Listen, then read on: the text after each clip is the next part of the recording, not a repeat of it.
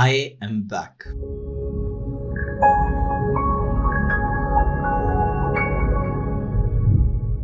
Hello and welcome to The Executives, the show where we navigate in the intricate world of executive leadership, exploring strategies, insights, and personal stories of successful professionals shaping the global business landscape. I am Majid, your host, and I have missed you all. And I'm super excited and delighted to be back. First and foremost, I would like to acknowledge my recent absence for a few months from the podcast for not posting any content. I also missed the amazing conversations I had with the brilliant guests who shared their stories with us, who shared their experiences from the professional realm. It was very knowledgeable and informative to learn about how they tackle complex problems in their day-to-day life. I also missed reading the messages from the listeners who would tell us about how this podcast is actually helping them. Now, before we jump into the episode, this episode is special and is packed with exciting content.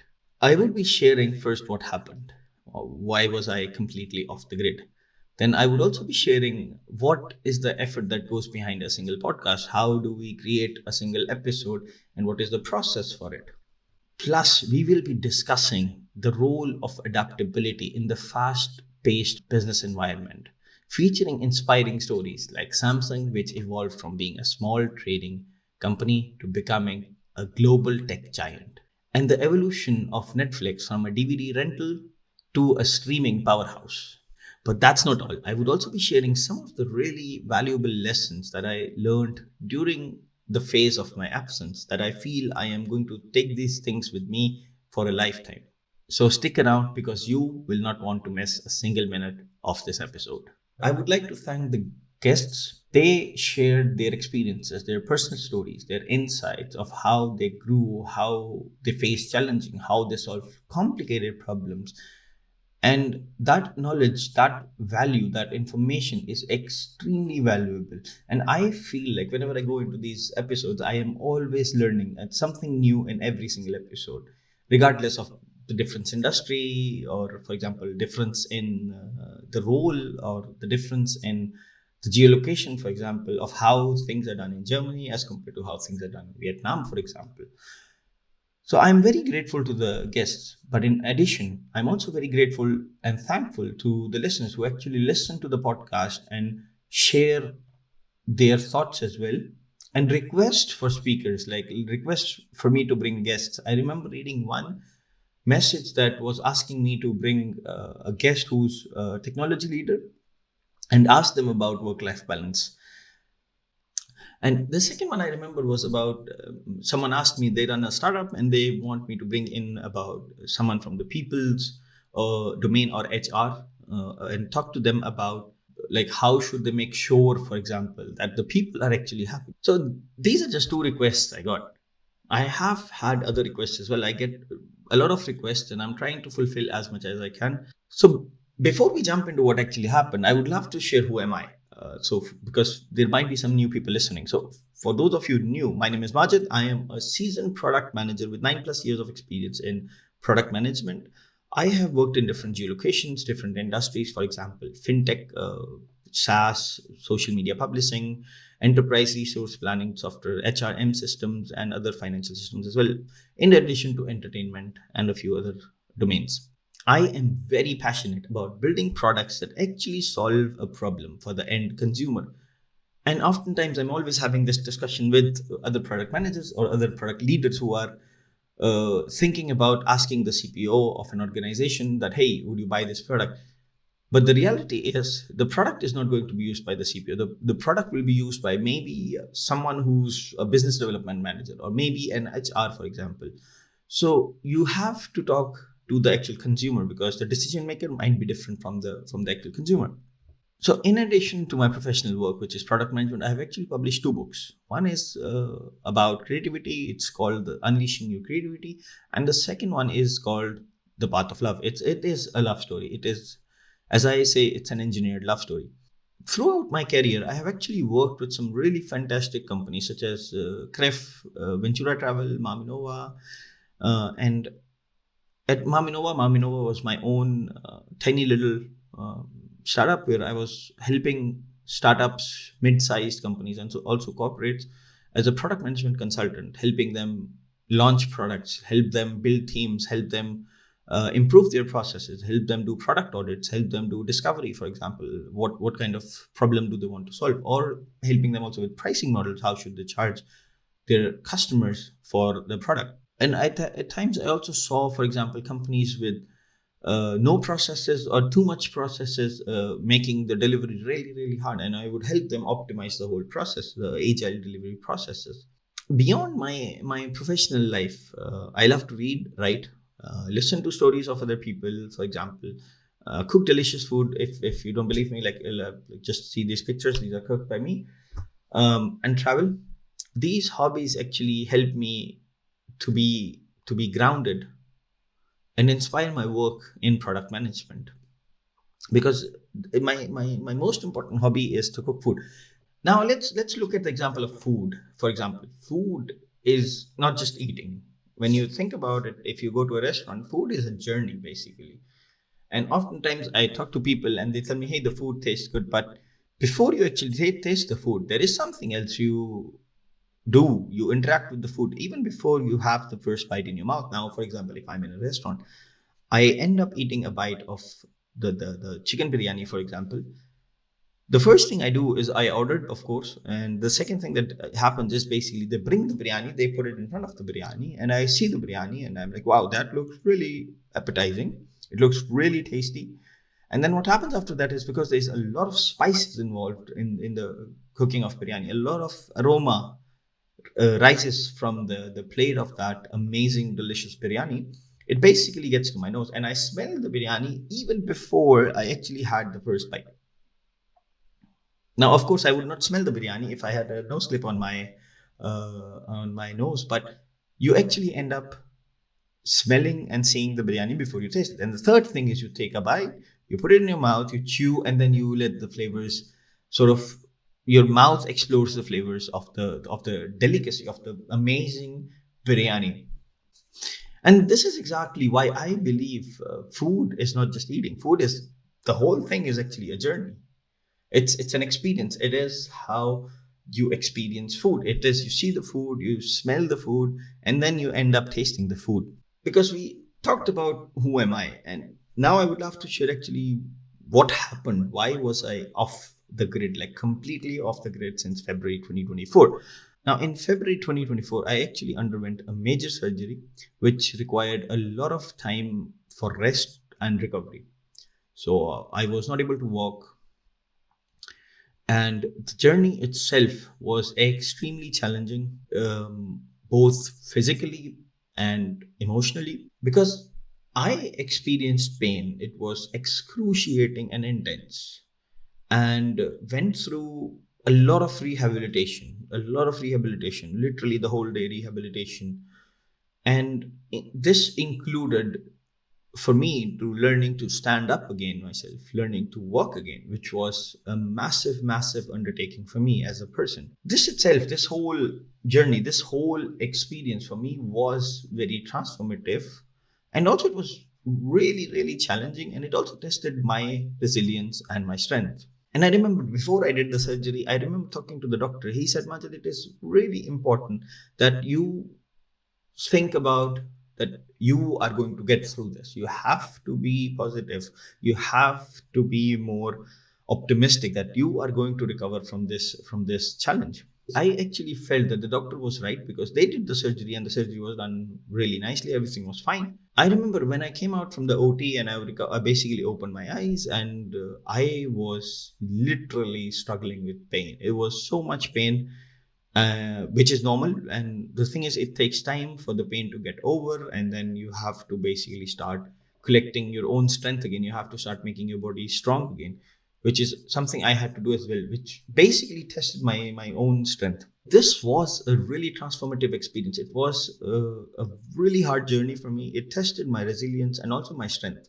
It was one of the hardest things I've done in my life. Now, throughout this journey, I actually have learned some really invaluable lessons, and also some tips that are from for example, the doctors, the rehabilitation, the therapists, my friends, family. about things that I'm actually going to keep with me forever, not only in my professional life, but also in my personal life, because some of the things I learned also apply in both sides. Now, the first thing that I learned was patience and perseverance. Recovery is a slow process. It takes time, basically. You have to accept the fact that it will take you a few weeks or months, or rather than a few hours or days, because your body has to accept the fact that you actually made a significant change in your body.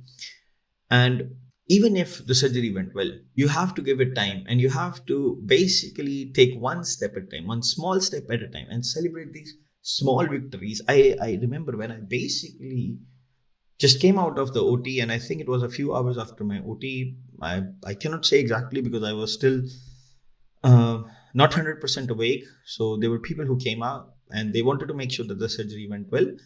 So they basically helped me to stand up. So I had support. So one guy was carrying me from the left, one guy was carrying me from the right.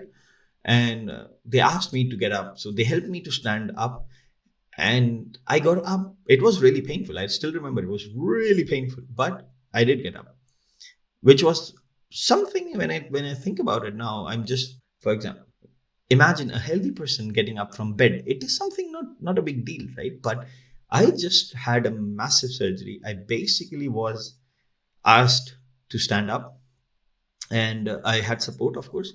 And then I said, this is not good, because at the back of my mind, I was thinking, before I was able to stand up myself, I need to basically get myself back to that point where I don't need people helping me to get up, for example.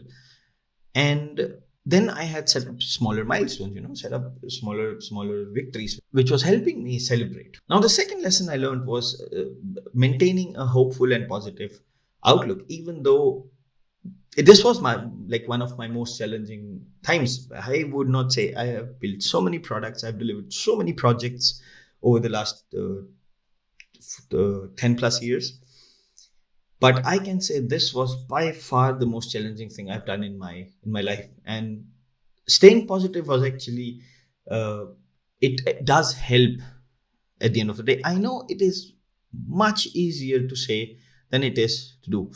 Now, why do I say that? Because I remember it was, I think, day 2 of my surgery. A friend visited me, and he saw me that I was in pain. You could see it from my face. I was in pain. I was excruciating pain. It was a way too much intense pain for me. And he walks in and says, "Hey, Majid, be positive." I'm like, I rolled my eyes and I was like, "Be positive about what? The pain, or I'm not able to stand up?" So it was everything negative was like coming to me. Like everything was like negative, negative, negative. So I said, you know what? Instead of me thinking positive, why don't you tell me something that something positive has happened in your life? So he gave me something that happened in his office. He said, Majid, we just finished delivering the project. They had been working for a long time. So he didn't tell me the details, but he said, this is a small thing. So I was like, that's cool. Congratulations. So it was these small things that actually helped me to go from like thinking about my own recovery towards like being positive, because at the end of the day, a hospital is where sick people are. I mean, the doctors and nurses are fine, but you're basically sharing a room with someone who's also either operated or will be operated. So they're also not 100% fine. So if everyone starts being super negative, you end up losing the whole positive mindset. That actually does significantly impact your recovery. And my take was, whenever someone actually visited me in the hospital or at my home after I came back home, I would tell them, hey, you know what? Bring me a small positive news, bring me a small thing, like something that has happened. I remember one of my really really close friends, he basically called me up, and he knew that I was looking for always something positive. So he told me that his child just started to learn to walk. He was like, Majid, I wanted to share that my child basically started to learn to walk, and he's now standing up himself. He's trying and he does it. So I was actually super happy. I was like, these small things, even from other people's life, actually gave me sort of a positive and really hopeful mindset. The third thing I learned is it is okay to ask for help. It is crucial to ask for help and also talk to people who you trust about your struggles. For example, I'm not saying you should talk to everyone, because maybe you bring in your negativity to the other person, which might actually affect them, but emotionally, mentally, or physically. So it is okay to talk about the issues you are having in addition to good news that you have. And it can actually make a world of difference. For example, I remember I had a friend. He was visiting me a lot in the hospital. Now he was always asking me, "Hey Majid, you asked me for a good news. Now give me some good news." So I would, whenever I was doing something milestone, so I would tell him like, "Hey, dude, I basically got up from my bed now myself, or I basically started working with crutches. These are really key milestones for me. I'm like, if I had to make a roadmap for my recovery, these would be like major deliverables of my entire in my entire journey. And this whole thing, like asking for help, is actually connected to your support system. Now support system are the people, are your friends, your family, the people you actually trust with sharing information about yourself, where you can actually tell them about the challenge, because sometimes they might have a solution. They might be able to help you because they come from a different perspective, they come from a different thought process, and they might have a solution for how what you're dealing with. And this is why I couldn't have done this without the amazing support of my own family and also my friends, because their encouragement and love basically kept me going forward, pushing forward every single day. And now I remember when I had the surgery, I was not able to get up myself, but eventually, I think day 3, day 4, I started getting out of bed myself. I mean, it was still much slower than a normal healthy person, but I was able to get out of the bed myself. And eventually, I started walking with these rolling, helping support where there were wheels, and I would just walk basically with them. And then from there, I walked to crutches. And eventually, it took me a few weeks before I got rid of the crutches completely. And I was able to walk without crutches. And first, my speed was super slow, then it became normal. It took time. It took time.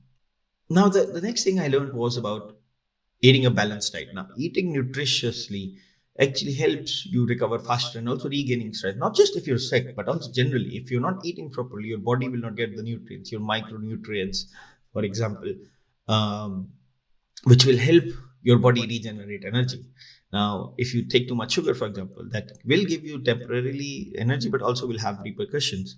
That's why I say that it is really important that you eat something that you love. For example, if you're vegetarian, there are a lot of websites which actually share vegetarian options. Now, if you love meat, for example, then there are many options, for example, that can give you a lot of ideas for food, for eating items from meat. Or if you love fish, for example, seafood generally. And the whole beauty, when I was in the hospital, I was always thinking, okay, I need dishes that are super super easy to cook, that are really easy to cook, there where there is minimum effort, but I get something really delicious, something really really that looks good and which tastes absolutely mind blowing. And I found so many nice websites which were like really really helpful. So if you have something like a cuisine that you love, for example Thai food, just look for Thai vegetarian dish ideas. You will get a lot of results there. And after that, once you're actually eating good, you will feel better, you will have the micronutrients, you will get everything that you need to be healthy. Now the next point connected to balanced diet is staying active. Staying active is actually essential because what especially in what happens in IT is we are working from a remote setting, we are working from home, we end up spending the whole day in front of a laptop. We might have a table where it goes up and down, but at the end of the day you're too busy even moving the table up or down. You forget because you're jumping from a meeting to the next meeting to the next meeting, you're just sitting the whole day, which is really unhealthy. So one thing I realized when I was actually especially doing the rehabilitation was it helped me feel better. Like when they were making me do exercises, making me do physical therapy, it helped me recover, it helped me realize that my muscles were weak. Of course, because of the surgery as well, but it helped me show that okay, there is a lot of things that human body is capable of, but I didn't know because I was not very active, I was not staying super active. And oftentimes I see a lot of people, especially in the IT field, they work a lot, they work way too much, but at the end of the day what happens is they end up working so much they do not get time to do anything, not even a walk, not even a walk. I have seen some of my friends where we argued, for example. They told me, hey, get a treadmill that goes under your table. You should walk on the treadmill. I Personally, it's okay if that works for you, but for me, I feel better when I walk outside, especially after the surgery. I'm now walking outside every single day. When I walk outside, I'm not standing in the same environment, like in the same cubicle, like the room that I'm in. I mean, if I'm walking here, my surroundings don't change. I don't get fresh air. I mean, I don't get fresh air. If I open up my window, I will only get air from here. But if I'm outside and my scenery is changing, my attention is going from one thing to the other. I mean, I'm looking on, for example, the lights, the birds, the trees, the leaves, the flowers, the traffic, everything, So my attention changes from just focusing on the screen, and it's going more diversified. So it actually will help you now, and this is something I would definitely take with me as something forever, because I feel that it is really important that you stay active. Do a walk, go play sport, go do anything that makes you happy, that makes you feel better, because it is really important to stay active. Now the next thing that's connected to also staying active is mental well-being. Oftentimes I see people ignore their mental health, mental well-being. But my opinion now is, do not ignore your mental health. Do not, because it can actually make you suffer a lot. For example, if you're not feeling mentally good, if you're feeling you're going towards a burnout, you will not feel like eating food. You will not feel like going out for a walk, or you will not feel like doing sports, for example. And you will end up having these negative thoughts, and you will always be super, super negative. You will not feel like doing, for example, the work at the end of the day, and your performance will also get impacted, your personal life will get impacted. So it is really essential that you take care about your personal mental health. Now, how do you do that? It depends on, it varies from person to person. For example, some people meditation works, some people mindfulness works, some people it works when they go outside, like take a completely outside in a park, sit, like relaxing. Or some people it works if they're listening to music. So it depends on person to person. So whatever works for you, you should do that, because otherwise if you're burnt out, you will not feel good, and this is the least that you would want to happen to you. The last lesson that I also learned is about taking breaks. It is completely fine to take a step back from your work, the work that you're doing 40 hours a week. And that is the actual reason why you have these annual holidays, PTO, for example. So you can go out of your work, you can basically take a break, completely re-energize your energy.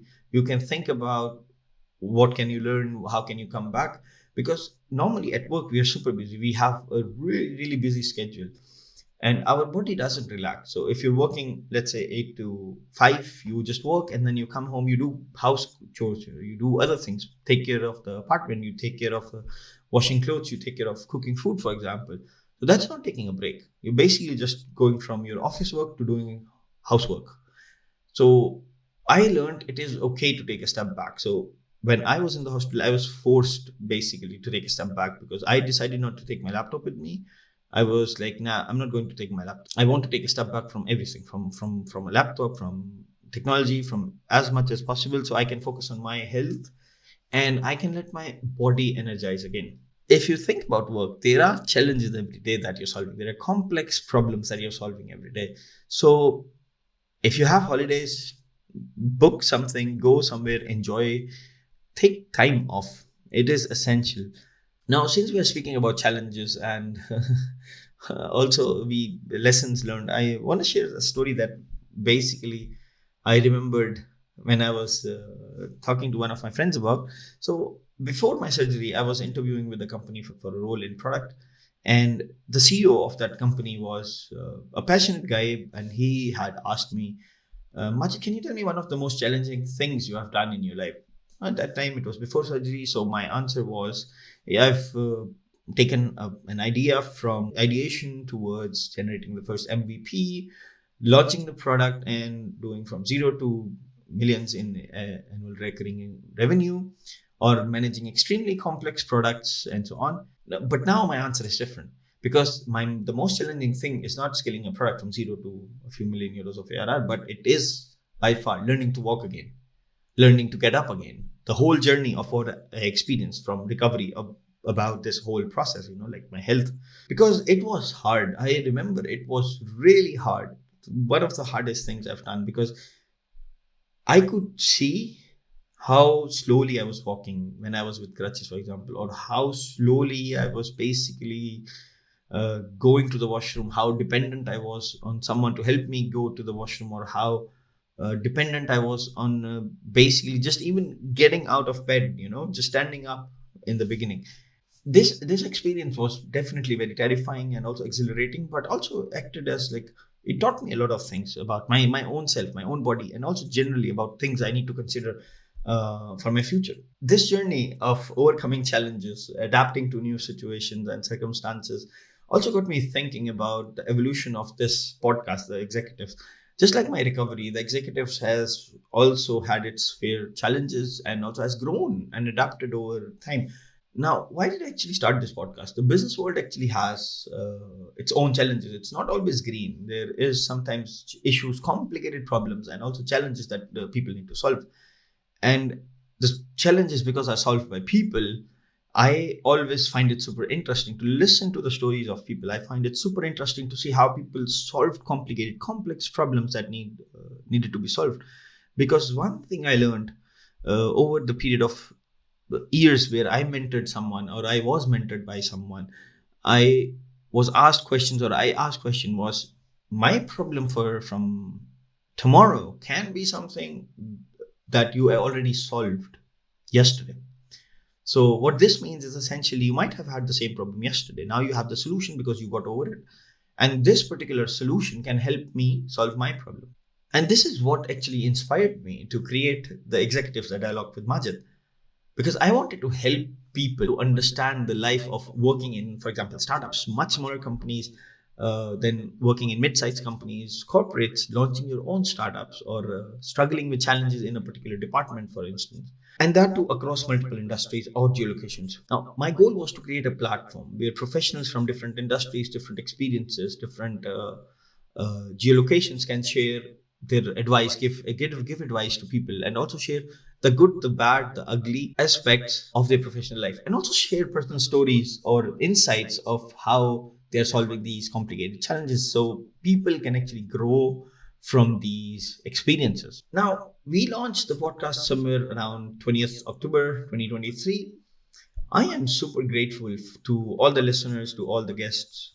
And the podcast before my surgery had done around roughly more or less 4.2 million views across all channels. And seeing how far we have actually come and how much the community has grown makes me extremely proud and super delighted, because I feel that I'm doing something good, which is also helping people. Looking ahead, I am extremely thrilled to announce that the podcast will resume posting one episode per week on a Thursday. And we do have some really cool guests lined up, highly experienced. Their stories are amazing. They have brilliant lessons and also insights that can help anyone who listens to them. And we cover a lot of topics, for example, HR, digital transformation, strategy, innovation, crisis management, networking. These are some of the topics. There is a long list of topics that we have. And again, I am really thankful to the guests who agreed to share their stories, who agreed to tell us more about what they're doing and how did they solve problems. Oftentimes, I get questions from my friends who are asking me, "Hey, Majid, what is one of your favorite things about this particular podcast? Why? What is the best thing?" So for me, it is about creating content, the whole experience, the whole journey, about sharing the story of people, listening to the story from them, the whole story, the professional stories of so many cool, interesting people. Which includes valuable advice, valuable inspiration, and also a lot of times it has a lot of power of knowledge. These stories also inspire me. I'm sometimes thinking, okay, if I had this problem, I would be solving it this way. But when I hear it, they solved it another way. So that's an eye opener for me. That makes me think, okay, that's a different approach, completely different, because they came from a different cross-functional unit, for example, HR, or from marketing or sales, or from something else. And when we are discussing, they are also like afterwards telling me that, hey, Majid, it's good to see that the way we think is different, which is super cool. Now, but this is not it. We are just getting started. And I have planned to make this better, bigger, and much more informative than before. And I'm excited to introduce a new segment, which will come slowly with the passage of time, where listeners can actually share their experiences from their lives, the good, the bad, or the ugly, and they can share their stories, provide feedback, and also send in questions that I will try to answer myself or from guests, depending on what the question is. If it's more relevant for me, I would happily answer it. Now, how to share your stories? You can basically reach out on my website, MajidM.com, or social media like LinkedIn, YouTube, TikTok, Facebook, or Instagram. I would be happy to share the stories, the good, the bad, the ugly of your professional life with other people, because maybe that helps someone. I know a lot of you have been waiting for the process of creating a single episode, what goes in, how do we work, what happens, because this is something I've been getting requests for as well, like what goes behind in terms of work for creating a single episode. So let's jump right into it. Now, the first thing that happens is it's called concept and planning. We basically craft each episode of the executives, starting with brainstorming ideas, themes, or potential guests. For example, I'm at a conference and I love their experience. I'm listening to them, they are sharing their stories. So I literally will ask them then, hey, you know what? I have a podcast. Would you be interested in being a guest there? Most of the times people answer yes, because they are interested in sharing their stories, they're interested in educating, they're interested in inspiring other people. And then what happens is, based on the guest, research is done on their personal experience, professional experiences, and also what kind of topic works with them, and some points are drafted, like, okay, we can talk about point 1, point 2, point 3, point 4, point 5, and a rough story arc is created for the episode. Now, the second step that happens is we already jump into the pre-production stage, which is I jump on a call with the guest and see if they're okay with talking about this topic and the story arc, and we schedule the recording sessions. And after this, when they say, okay, yeah, cool, that's good, I end up crafting the questions based on the topics or the discussion that I had with the guest, and then everything is made sure it is ready. This phase is actually really critical, because we need to make sure that everything runs smoothly during recording, because otherwise it's going to be a mess. Once we have figured out a date for recording, what happens next is, on the date of recording, we start the recording. We use a podcasting software, and recording begins with an introduction of the guest and the topic, followed by the main discussion, the questions. And the aim there is to have a natural and engaging flow, and adding elements like the intro, the outro music, or other sound effects, transitions. This step ensures that the product, the last video, is actually professional and polished. In addition, in post-production, we also create content like smaller reels and smaller like social media descriptions, YouTube video description, that will be published across social media like LinkedIn, YouTube, TikTok, and so on. The next step is basically the publishing. Once the whole episode is edited, once we have written social media content and so on, we put the episode out on the whole podcast platforms, for example, YouTube, Apple Podcasts, Spotify, and then we start publishing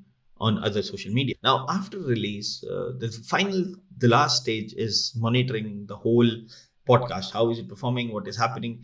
This includes monitoring feedback, for example, from listeners, from the viewers, generally viewership, the engagement, and so on, and also integrating the feedback, like questions, or if someone asks for a guest, like, hey, can you bring this kind of guest? And I will try to find, if I can find a guest like that, convince someone, and then take an interview and publish it.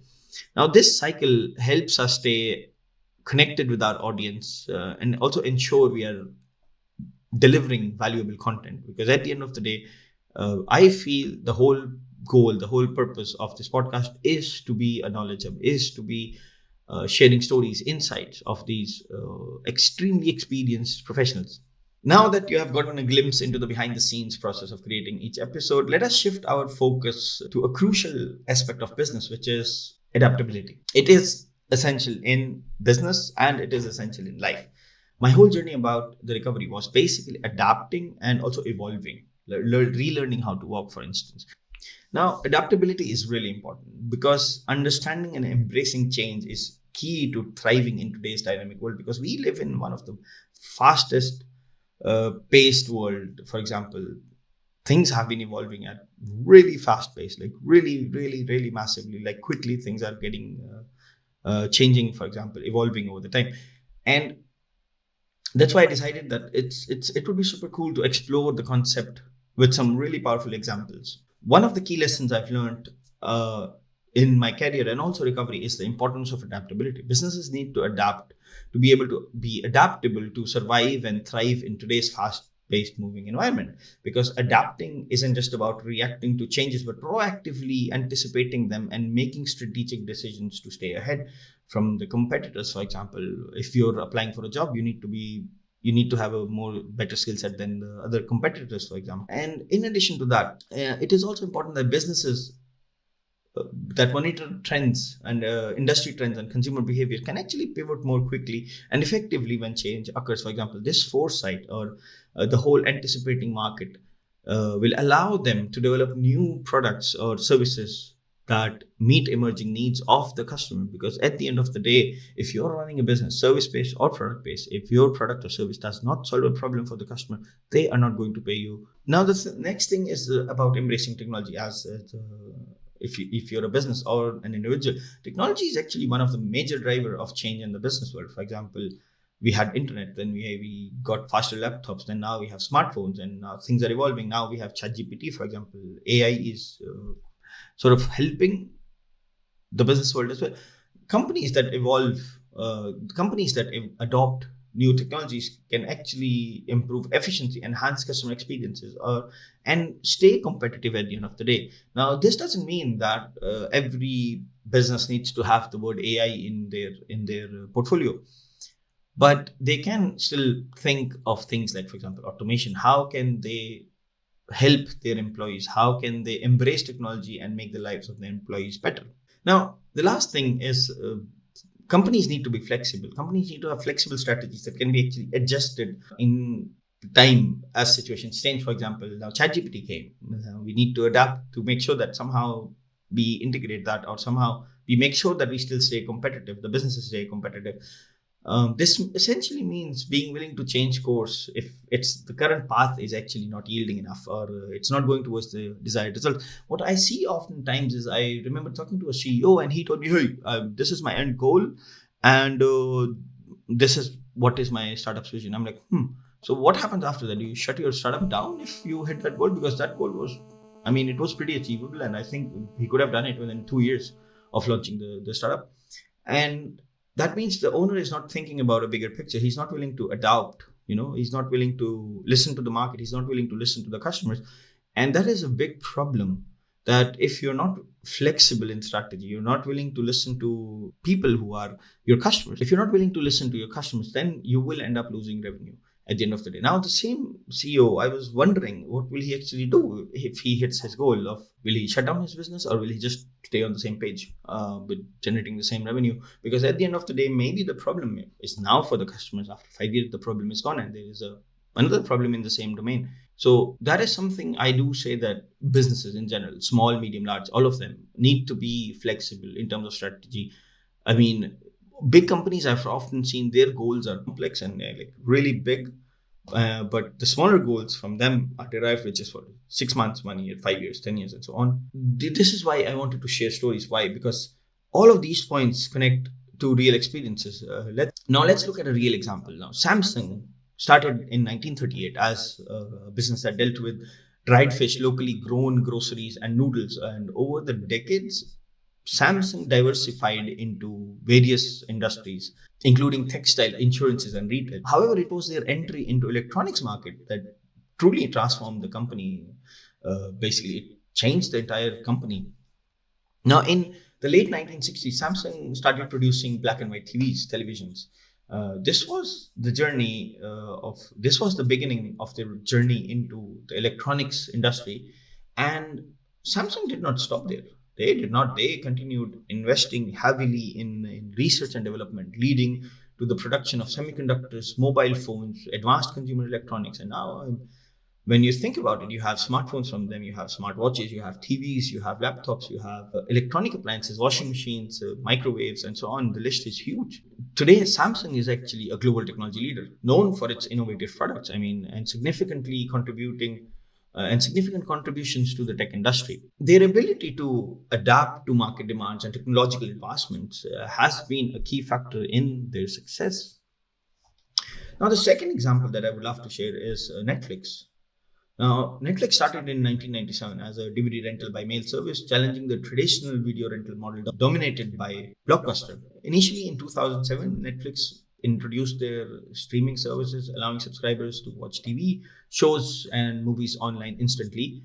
This move was revolutionary and positioned Netflix as a leader in the whole emerging streaming market. So, streaming market was still really new that time, 2007, and Netflix was determined, and they were continuously innovating. In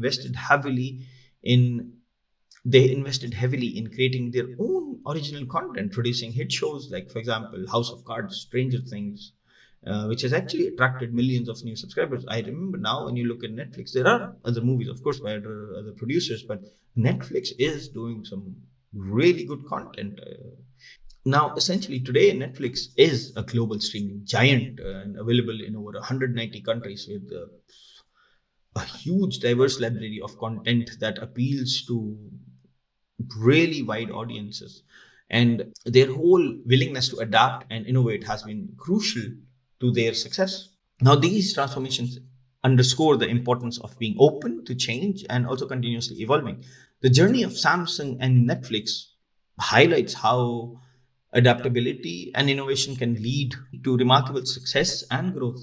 From the two examples and what I shared before, I feel there are some important lessons that any business can take. Now, the first one is embrace change. Don't resist change. Embrace it as an opportunity for growth. Don't fight back. Try to accept the change and also see how the change makes the life of your people better. How does the whole change help the people do their job better? How can you educate them? How can you train them with something? The second thing is invest in innovation. Continuously invest in research and development to stay ahead of the curve, for example, because at the end of the day, it is really important you keep injecting money into innovation. The third thing is stay customer centric. At the end of the day, it is the customer who pays the bills.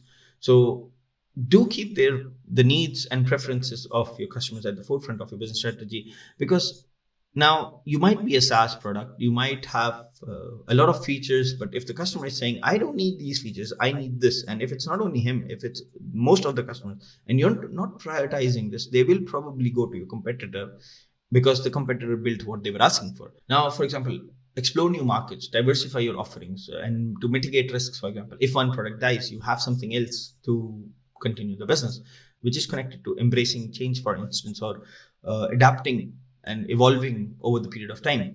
Now, as we come to an end of this episode, I would love to wrap up, and also I would like to leave you with an inspirational quote by Lao Hu that kept me motivated during my recovery. And also, generally, it's a really, really good quote, which is, even the longest journey begins with a single step. Now, after undergoing surgery earlier this year, I found myself facing a long, challenging path to recovery. It was very painful, but each day basically felt like a monumental effort. But I reminded myself that every small step I take towards my recovery is actually progress. Now, whether it is recovering from a major health issue or it is adapting to new business landscape, it is these small consistent steps that lead you or the business to the ultimate goals that you have for your business or your personal life. Which brings me to an end, and thank you so much again for the support. I am super excited for what's ahead, and can't wait to share more with you in the next episode. Until next time, take care and stay inspired. This is Majid signing off.